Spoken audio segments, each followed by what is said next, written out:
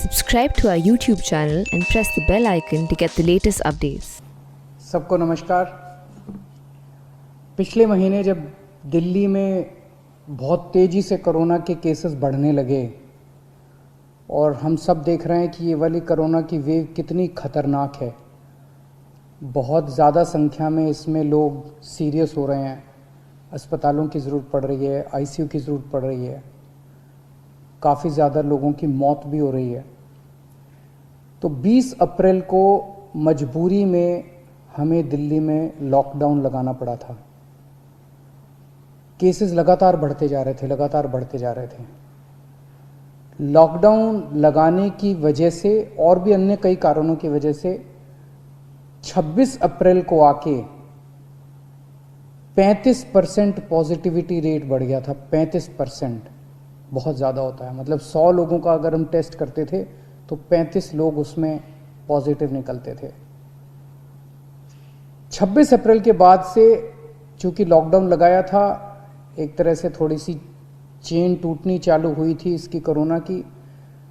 26 अप्रैल के बाद से धीरे धीरे केसेस कम होने चालू हुए और अब पिछले 1-2 दिन के अंदर 23%, 35% से 23% पॉजिटिविटी रेशियो आ गया है। तो केसेस कम होने चालू हुए हैं दिल्ली के अंदर। इसमें आप सब लोगों का बहुत ज़्यादा सहयोग रहा। दिल्ली के लोगों ने जम के सहयोग किया। आप लोगों ने लॉकडाउन का पूरी तरह से पालन किया और ये हम सब लोगों की, अपने परिवार की ज़िंदगी और उनके स्वास्थ्य की बात है। हम किसी पे, कोई भी किसी पे एहसान नहीं करा, हम सब के अपने लोगों के स्वास्थ्य की और ज़िंदगी की बात है। इस लॉकडाउन के पीरियड को हमने संसाधन, हेल्थ इंफ्रास्ट्रक्चर को और मजबूत करने के लिए इस्तेमाल किया। कई जगह नए ऑक्सीजन बेड्स तैयार किए गए। सबसे बड़ी दिक्कत दिल्ली में ऑक्सीजन की आई है। नॉर्मल टाइम में जितनी ऑक्सीजन चाहिए होती है अस्पतालों में, उससे कई गुना ऑक्सीजन की ज़रूरत पड़ने लगी, क्योंकि अब जितने भी मरीज आते थे कोरोना में उन सबको ऑक्सीजन की ज़रूरत थी। तो कई गुना ऑक्सीजन की ज़रूरत अचानक पड़ने लगी। पिछले कुछ दिनों में केंद्र सरकार के साथ मिलके और हाई कोर्ट और सुप्रीम कोर्ट के आदेशों से, केंद्र सरकार के सहयोग से अब ऑक्सीजन की स्थिति दिल्ली के अंदर काफ़ी सुधरी है पिछले कुछ दिनों में। अब इस तरह की बातें सुनने को नहीं मिलती कि इस अस्पताल में 2 घंटे की ऑक्सीजन रह गई, उस अस्पताल में आधे घंटे की ऑक्सीजन रह गई, यहाँ पे किसी की ऑक्सीजन से मौत हो सकती है। अब इस तरह की बातें सुनने को नहीं मिल रही है। तो इस लॉकडाउन के पीरियड को हमने अपने सिस्टम को भी सुधारने में काफ़ी प्रयास किए। पिछले कुछ दिनों से वैक्सीन को भी बड़ी तेज़ी के साथ वैक्सीनेशन का कार्यक्रम शुरू किया गया है। आप में से जितने लोगों ने वैक्सीन लगवाया उन्होंने देखा होगा कि दिल्ली सरकार ने जो स्कूलों में इंतजाम किए हैं वो कितने शानदार इंतजाम किए हैं। सब लोग इसकी तारीफ़ कर रहे हैं, सब लोगों को अच्छा लग रहा है। हमारे युवा बढ़ चढ़ के वैक्सीन लगवा रहे हैं। यहाँ तक कि दिल्ली के आसपास के इलाकों से भी लोग दिल्ली में आके वैक्सीन लगवा रहे हैं। वैक्सीन के स्टॉक की कमी है, इसमें हमने केंद्र सरकार से सहयोग मांगा है।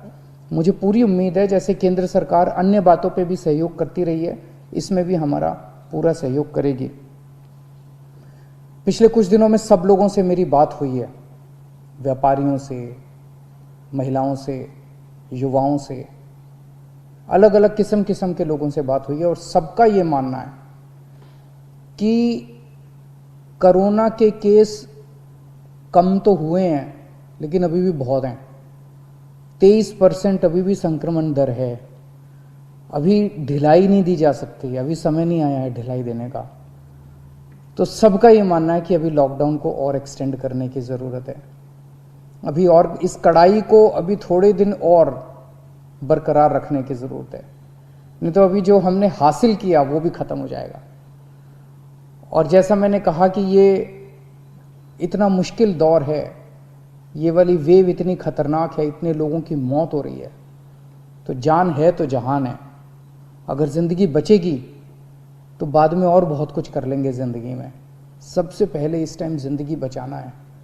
तो इसीलिए सरकार ने आप सब लोगों के फीडबैक के आधार पे, आप सब लोगों की इसके आधार पे मजबूरीवश अभी 1 हफ्ते का लॉकडाउन और बढ़ाया जा रहा है।